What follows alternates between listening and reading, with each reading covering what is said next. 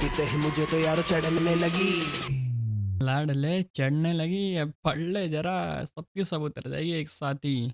So hello and welcome to the 100 days web development challenge. आज है day 10। आज हम सीखेंगे HTML में फॉर्म्स क्या होते हैं। पहले समझते हैं फॉर्म्स करते क्या है। देखो, फॉर्म्स आपका यूज़ होता है यूज़र से डेटा कलेक्ट करने के लिए, कोई भी वेबसाइट या वेब पेज में। ये एक एग्जांपल है फॉर्म का।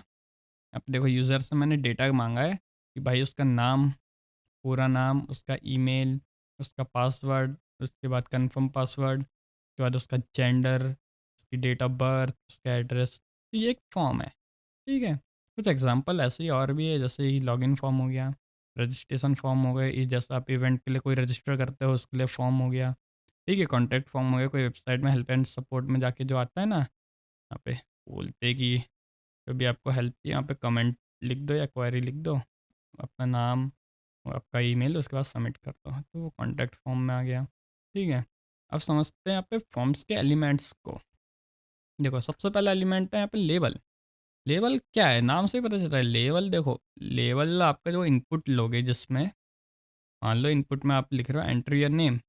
अब यूज़र को कैसा पता चलेगा यहाँ पे आपको नाम लिखना है, आपको लेबल देना पड़ेगा। लेबल यूज़ होता है यहाँ पे ऊपर आपका एक नाम देने के लिए, डिस्क्रिप्शन देने के लिए, लाइक दिस। ये लिखा है लेबल की मदद से। अब यहाँ पे यूज़र ने पढ़ लिया कि नाम एंटर करना है, तब यहाँ पे इनपुट में वो अपना नाम एंटर करेगा, समझे। तो लेबल इस काम आता है। अब इसके बाद बात करते हैं बटन की। बटन आपका यूज़ होता है, देखो ये बटन है। बिना बटन के तो देखो फॉर्म सबमिट होगा नहीं।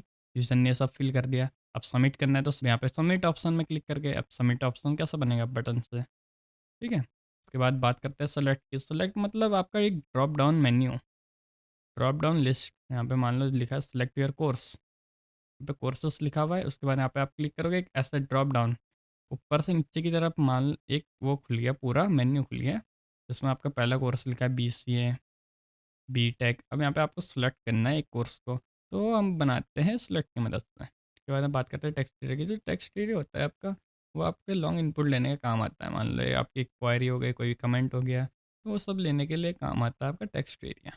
सो ये तो डे 10 में। अब इन डे 11 में स्टार्ट करेंगे CSS, या फिर हम पढ़ सकते हैं फॉर्म कैसे बनाते हैं, वो डे 11 में पढ़ सकते हैं, ठीक है। तो यहाँ अब डे 11 के बाद से जितना भी सीरीज रहेगा थोड़ा फास्ट चलेगा, इतना स्लो नहीं चलाएंगे, बहुत स्लो चल रही है ऑलरेडी।